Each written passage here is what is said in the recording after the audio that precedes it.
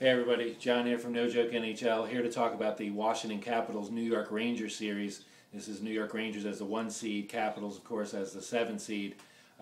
Both teams went 7 games to get to the second round, so no real edge in rest or anything like that. The Rangers were forced to Game 7 with the Ottawa Senators, in which they got by 2-1, and the Capitals in an overtime game against the Bruins finished them off 2-1 in the 7th game as well. Capitals able to get 3 games on Boston ice, in that series.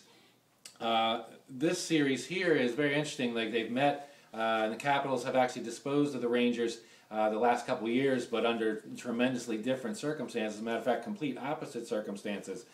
Generally, it was the Capitals that were the higher seed, with the Rangers being subpar, and the Capitals were able to handle them. And actually, the way they handled them last year in the playoffs, I was pretty much convinced that they were going to make a serious move to take the cup. And of course, they fizzled and did their normal fizzling in the playoffs. Now, whether that's Bruce Boudreau or not, we definitely found out that Dale Hunter can coach in that first round series with the Bruins. Whether or not you were a Bruins fan or not, you certainly saw a different Capitals team that we saw the 82 games in the regular season. They were a unified team. Even the top star Ovechkin took more bench time, and was used as more of an offensive role because of his defensive liabilities. And basically he's buying into this system as well as the other Capitals. And so clearly Hunter has control of this team, and he has them playing well enough to beat a quality team such as their Boston victory. The New York Rangers, however, like I said, top seed, and a lot of people had deemed the Ottawa Senators. Some people, I guess, had Ottawa, given them a game or whatever. And Ottawa does have some weapons. However, defensively, I just really didn't see how Ottawa was going to put up much of a fight. And all of a sudden, Craig Anderson is looking like another Lundqvist in goal, basically. So I'm not really sure what's going on with the Rangers offensively. It seemed like at times they could only score on the power play, even though they were able to get 9 even strength goals versus 5 power play goals. So they scored more of their goals on 5-on-5. But for some reason, it just seemed like at times they really needed their power play in order to get goals in. This should be a really slug 'em out, low-scoring series as well. Both of these teams, the Rangers all season long and the Capitals in the playoffs have taken to blocking shots and clogging lanes and things like that. And so playing defense first before offense. And so I really don't see where we're gonna where we're not going to see that same type of style going here. I don't see the Capitals changing from there. Braden Holtby has been very good so far, and he seems very poised, for the age of 22. Even after he makes mistakes, he doesn't seem to dwell on them very long. He was down 2 times, 1-0, and 2-1 in that Boston series, and came out with very solid efforts, including W's in both of those. So I don't think he's going to be unfazed. That being said, we're looking at a series price here for the Capitals.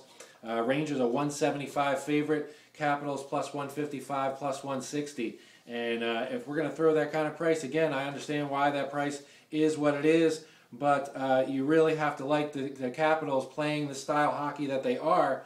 Like I said, you almost have to throw the regular season out the window, because this Capitals team, and Holtby didn't play many games at all during the regular season, and they certainly did not show this type of defensive game for very long flashes of time.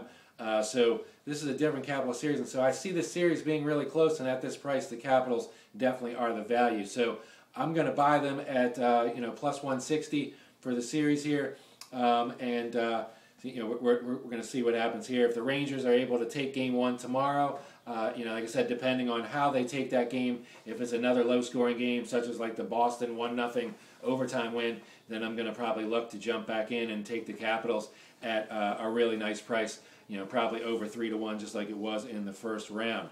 So for Capitals Rangers, like I said, I'm looking for a very defensive series. I definitely like the way the Capitals played. Like I said, I think the Rangers played under their level of performance below what everybody expected in the first round, as well as the Capitals exceeded what they did. But I really like the consistency from the Capitals here, and I look for that to continue. So with that, I'm going to be taking the Capitals here. For anybody that thinks because I live in Baltimore that I'm a Capitals fan, I'm a transplant here. I mean, I was born in Baltimore, but if anything, I was a Chicago Blackhawks fan. That's what I grew up with.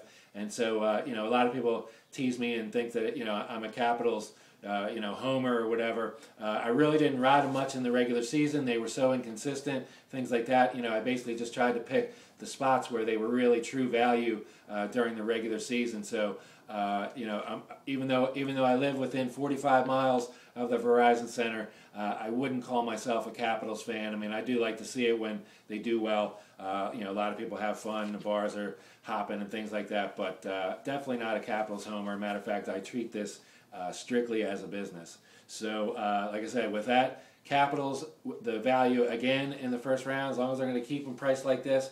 I still hold my 12-1 ticket on them to win the East that I purchased the day before, of the playoffs started. And so hopefully if we can get by this series, then we have some serious hedging opportunities probably going into the Eastern Conference Finals. So I'll be back with my final preview, the Devils versus the Flyers, shortly. And I'll see you then.